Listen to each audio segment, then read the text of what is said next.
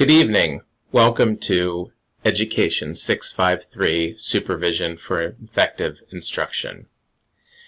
I am your host and instructor, Ed Mitzel from Goucher.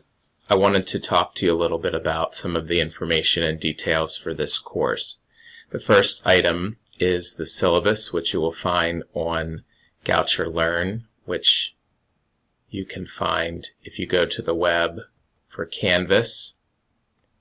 And if you look at the course, you will see some of the key information. Here is the online syllabus, the course outline, my information. So if we open the file and look at the actual syllabus, I wanted to highlight some of the key information. The course starts on Monday, January 22nd, and will run until May 4th. My information is here, my email and my cell. I encourage you to contact me if you have questions or issues or things that develop throughout the course. The next item is the course description, which is listed there, which you can read. The standards, Maryland Instructional Leadership Framework, and the ELCC standards are also listed, which are part of Goucher's accreditation system. And I'm going to scan down to the elements are listed and the course objectives. Of interest to you will be the textbook, which is Supervision by Glickman. I believe the 10th edition is also now available, but 9 or 10 is fine. You may also use an older model if you want to save a little bit of money. The page numbers and topics will come out of the 9th edition, but you can use the index and table of contents to find the information that you need. It just might be in a slightly different location. The situational leadership model will be provided on Canvas, as will any additional readings. You only are to use the readings that are posted. You do not need to do any additional research for this course. When we look at the course assignments, the majority of your grade will be comprised of 4 follow-up assignments, which are listed here. Follow-up 1, 2, 3, and 4 with a brief description. As we complete each follow-up, I will then post the next follow-up and go over it. In terms of the writing for these assignments, they will be written and completed online in a Word document. You will submit them online on Canvas, and we will be using APA format. Some of the guidelines to APA format are here, title page 12 point, using references, margins, etc. In terms of how your grade is comprised, again, I talked about the 4 follow-up assignments. They're listed here, how many points each are worth in terms of the scoring tool, the percentage of your grade, 18% for follow-up 1 and 4, 22% for follow-up 2 and 3. That totals 80%, which will leave a remainder of 20% for the rest of your final grade for what I'm going to call your online presence, which will be discussions, journals, and activities that we will complete as we go through the course. Your final grade is based on the number of percentage points that you earn. In order to get an A, you need a 94 or higher. Then some other course expectations that I have listed out.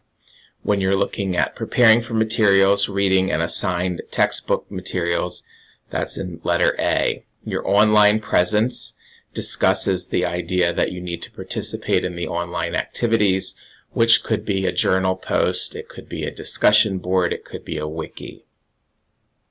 When you're doing a discussion board, there's information here in letter C. I will post the week's material on Sunday. The week will run from Sunday until Saturday night. Generally, you will read things on Sunday or Monday. It'll give you the week. When the session opens, if you're doing a post, you need to have an original response by Wednesday would be the goal. And then that gives your colleagues time to respond. There'll be an additional guide for participation that I will provide. The points will be on a rubric, 6 points per session for participation if that is an activity for that week. If you're asked to do a journal, there's information here. Again, that will be part of your participation grade. Journals are short, suggested length of 250 to 300 words. You want to include reference to the readings. That way I know that you're reading the material and understanding the information that is being presented. Lateness, I'm hoping that we don't have that as a problem. You must submit the assignment by the due date. If you do not submit by the due date, 1 point per day late will be deducted up to a week late, and it will not be accepted after that point. For the follow-ups, again, which are the larger assignments, there is a Goucher policy for redo or revision for the first 3 follow-ups. In order to be eligible, you must submit your paper on time. If you get less than a B+ grade, then you may submit for a follow-up assignment the following week. Again, letter H talks about the online presence, submitting things on time, punctuality. That will represent 20% of the final grade. Your access to Canvas is through your Goucher email. You must use your Goucher email, and if you do not check it regularly, I strongly suggest that you connect your Goucher email to another account so that when I post announcements and information, you can get that information. If anything arises, you're not clear, please reach out to me through email or my cell phone. Letter K talks about Goucher's academic honor code. It's expected that all the work that you produce is original work. You do not share information, that you do not plagiarize. And I think that's it for the syllabus. Then I want to talk about the course outline. This is still being developed, but you will have access to it as needed. Will be posted again on Canvas.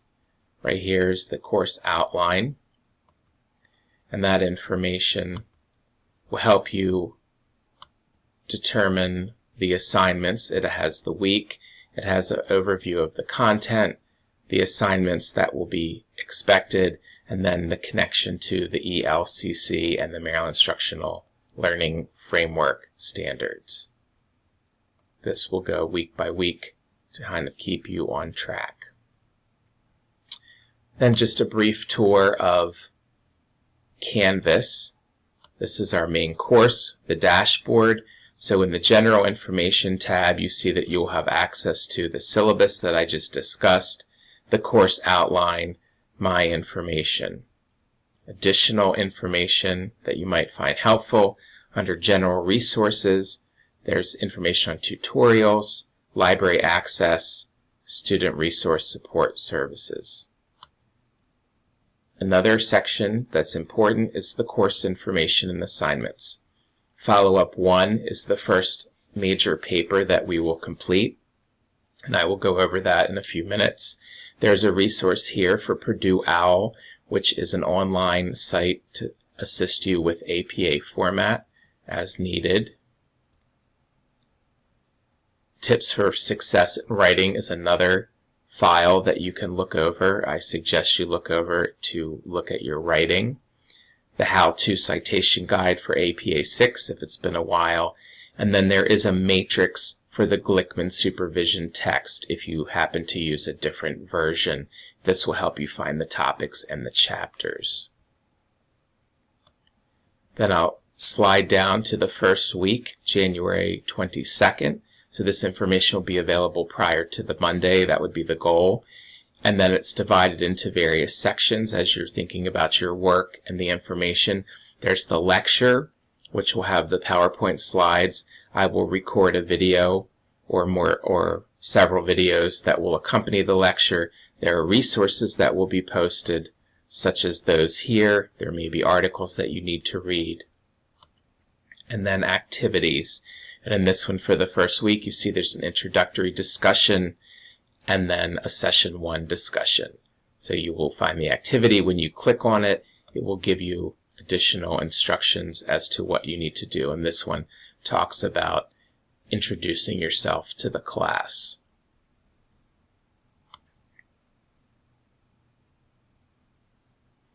And now what I want to do is go back to follow-up 1. Go over the criteria for the first paper that is due on week 4. So we can find follow-up 1 here under course information. I'm going to click on it, open up the file. You can also download it, or we can just look at it in the window. I'm actually going to download it and open it so I can go over it with you.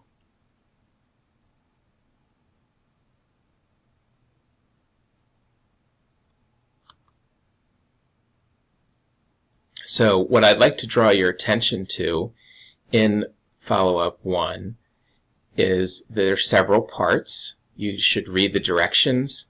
Part 1 talks about making a personal statement. Part 2 discusses interviewing 4 people with questions. Part 3 is a reflection on your beliefs. And Part 4 talks about your philosophy of education. But Goucher, these assignments were not developed by me. They're all developed by Goucher faculty, and they're all used consistently throughout the course. So there are directions here in the beginning, but I also want to draw your attention to the scoring rubric.